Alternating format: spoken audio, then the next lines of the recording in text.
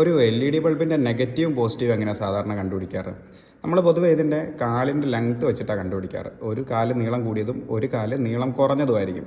അപ്പോൾ ഇതിൽ നീളം കൂടിയ കാല് പോസിറ്റീവും നീളം കുറഞ്ഞ കാല് നെഗറ്റീവ് എന്നുള്ളതാണ് നമ്മൾ പൊതുവെ ഐഡൻറ്റിഫൈ ചെയ്യാനായിട്ട് ഉപയോഗിക്കുന്ന ഒരു മെത്തേഡ് എന്ന് പറയുന്നത്. എന്നാൽ ഈ ഡിഫറൻസ് നമുക്ക് കാണാൻ പറ്റുന്ന ഡിഫറൻസ് ഉണ്ട്. ഒരു ചെറിയ ഡിഫറൻസ് നമുക്ക് ഒറ്റ നോട്ടത്തിൽ മനസ്സിലാക്കാൻ പറ്റും.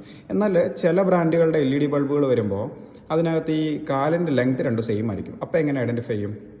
വളരെ സിമ്പിളാണ്. നിങ്ങളിപ്പോൾ ഇതിങ്ങനെ സൂം ചെയ്ത് നോക്കുകയാണെങ്കിൽ നിങ്ങൾക്ക് മനസ്സിലാവും. ഇതിനകത്ത് 2 പാർട്ടീഷനുണ്ട്.